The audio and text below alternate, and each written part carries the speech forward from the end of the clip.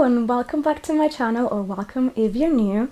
Today we're going to be talking about some of my favorite reads from 2023.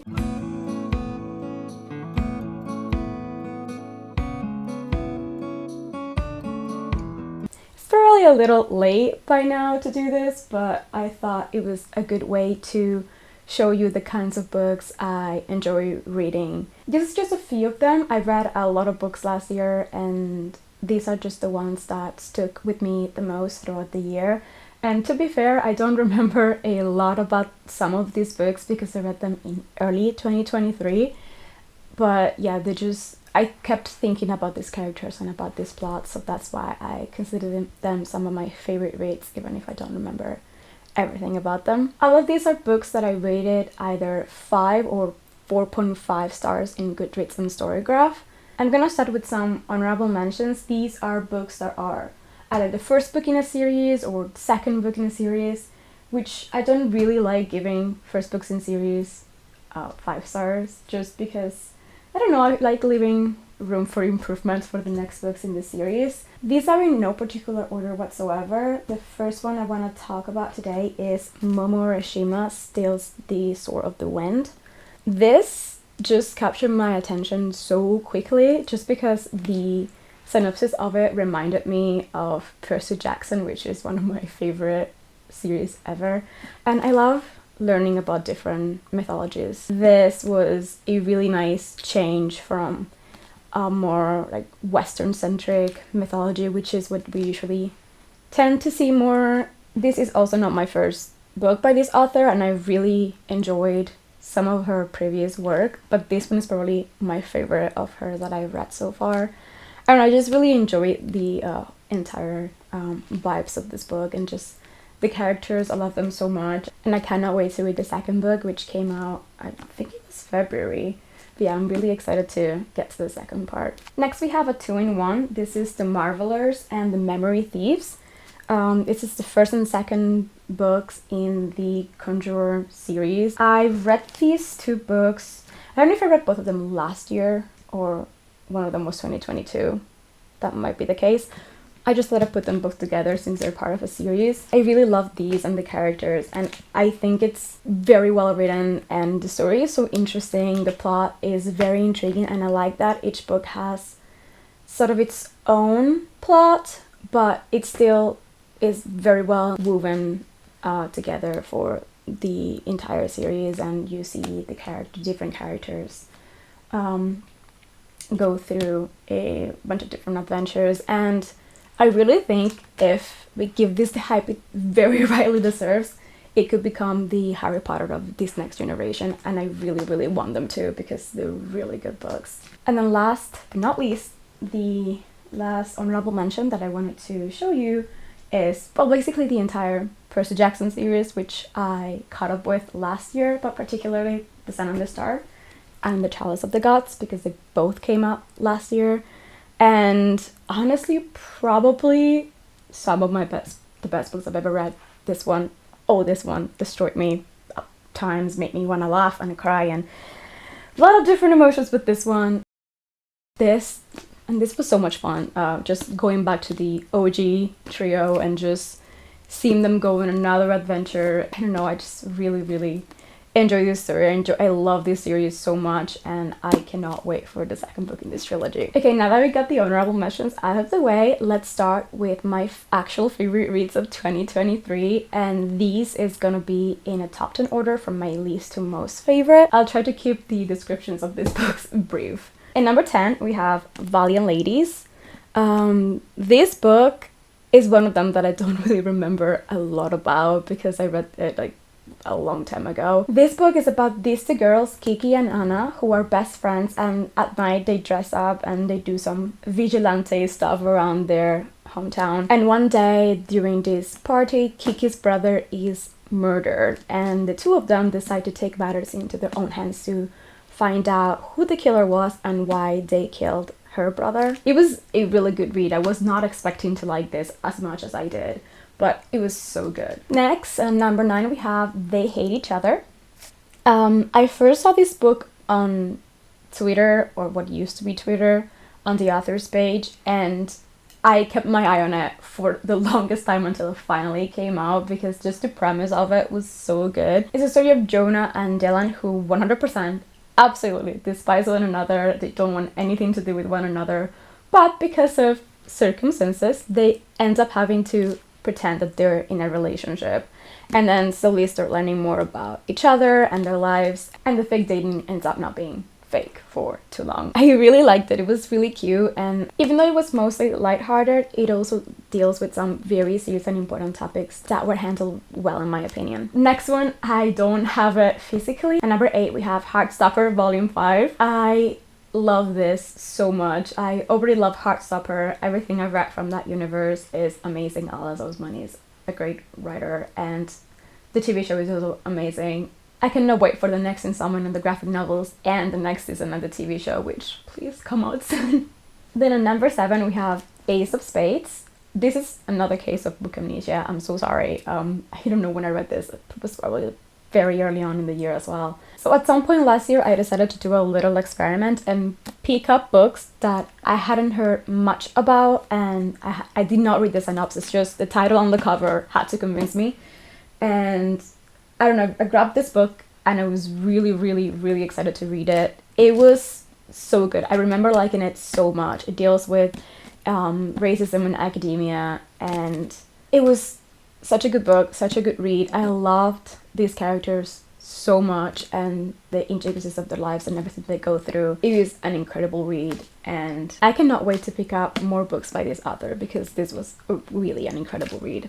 Next up on number 6, we have Sophie and the Bone Zone. This book, I think it's the second book I read by this author, and I was not sure if I was gonna like it. The cover looked kind of nice and the plot sounded interesting, but I was not sure if I was going to like it as much as Sweet and Bitter Magic, which was the previous book that I read by her, but I ended up liking it even more. It was such a good read. I feel like I'm a broken record. I've said that so many times. This book is about Sophie, whose father is a musician. They live in this world where only certain people are allowed to play music, and Sophie's father is one of them. He plays the lute, and Sophie has been training her entire life to become a music after her father retires.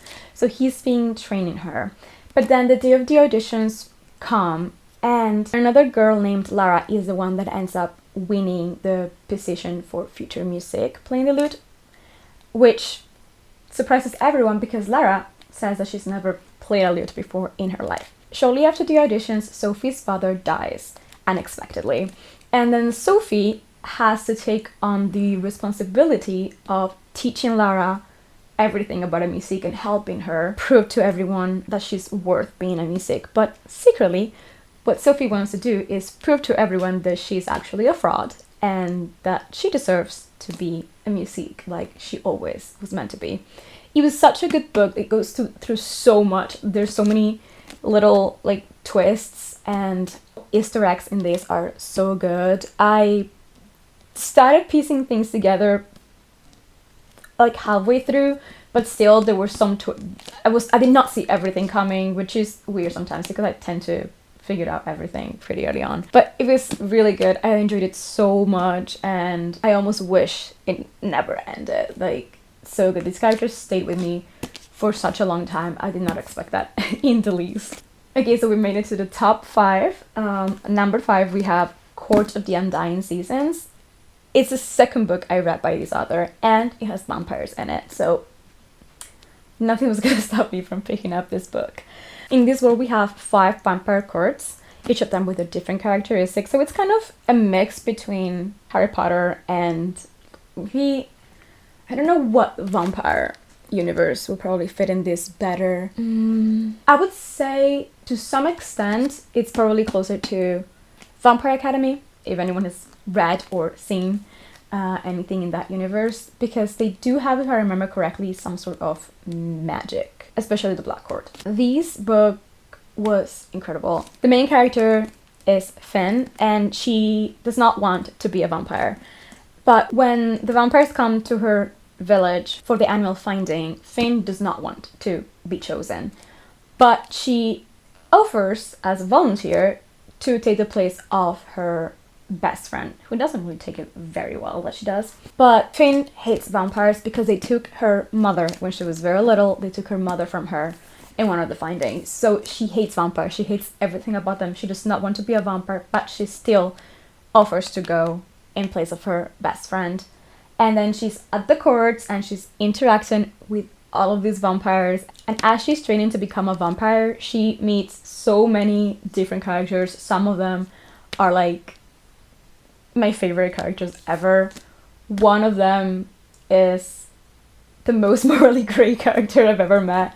But I don't know, he's amazing. I loved him and I loved every single character in here so much. It's so good. Most of these characters are morally gray, but I mean, it's vampires. We're dealing with vampires. Of course, none is gonna be good.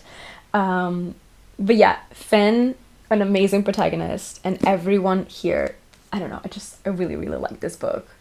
Next at number 4, we have Imogen, obviously. This book was so good. Such a fun little read. I read it in like 24 hours. It's so quick to read. Such an amazing story as well. It's a story of Imogen, who she believes she is the token straight friend in her group. And she visits her friend who is at college. But the thing is that said friend has told her entire new friend group that Imogen is her ex-girlfriend and that Imogen is bisexual, which, okay, Imogen takes it very well. So there's Imogen pretending that she and her friend Lily used to date with all of Lily's new cool queer friends. And this is, honestly, it was so good. I really recommend reading it. Last year I read so many of Becky's older books just because I had read a few of them and I just wanted to catch up. And I love this. This was my favorite. It's a really great story of discovering one's sexuality and identity. And I also think that even though the romance was really cute and sweet, I do love the both friendship and the sibling dynamics that Imogen has with her friends and with her sister. And, well, I don't want to spoil anything, so I'm gonna leave it at that. Okay, we're now at the top 3, and at number 3, we have Faulheart Huntsman, the final part of both the Foul Lady Fortune and the Sacred Shanghai universe. This was such a good ending to the entire universe. I just really liked it, the convergence finally of all the characters that we knew and loved. I'm gonna leave it at that. I'm not gonna put any names, even though if you've read it, you know.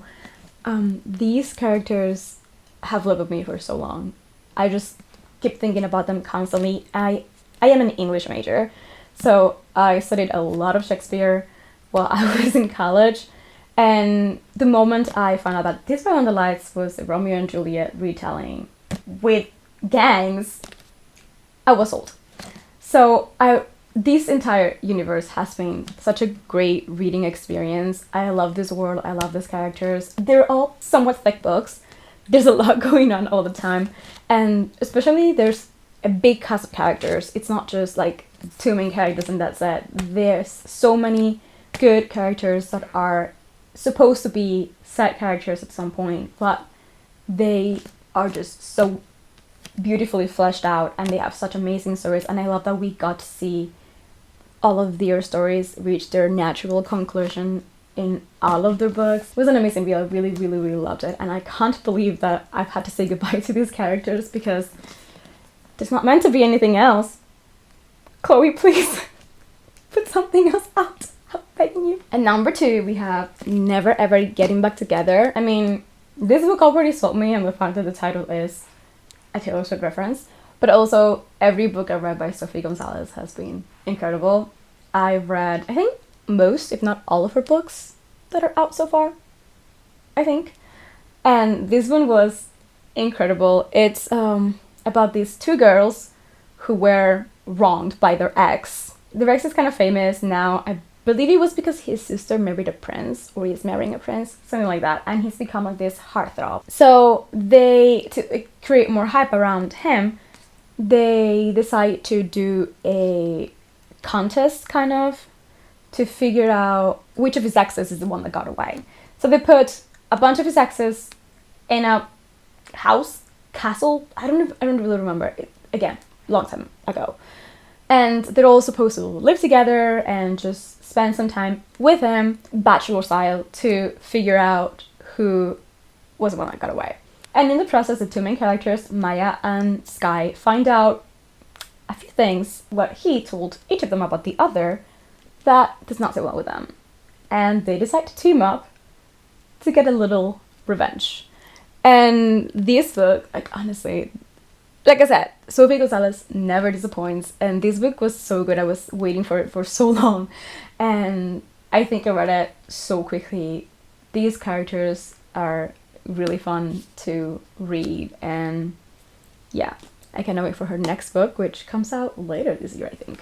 And finally, we made it to our top one, my favorite read of 2023, which is The Fiancé Farce. This book, oh my god. Again, similarly as with Sophie Gonzalez, this is an author that I've read most of her books, if not all of them. And god, this cover had me on a chokehold since the moment I saw it. I pre-ordered it the moment it arrived at my front door. I was reading another book. I dropped it so quick and started this. Read it in like a day, I believe. So good. Such a good book. The romance is amazing. And there's a few Taylor Swift references in here as well, which, as a Taylor Swift fan, is always amazing. And yeah, just read it. It's so good. It also has fake dating in it, which we've seen a little bit of a pattern in here, I think, with this. But yeah, I love this book. I love all of Alexandra's books so far, and I cannot wait to read the next one that she puts out, which I believe is also coming out soon. So yeah, this was my favorite reads of 2023. Have you read any of this? What did you think of them? Please leave a comment with your favorite 2023 reads, and maybe I'll see if I'll get to read them at some point this year. Thank you so much for watching, and see you next time. Bye!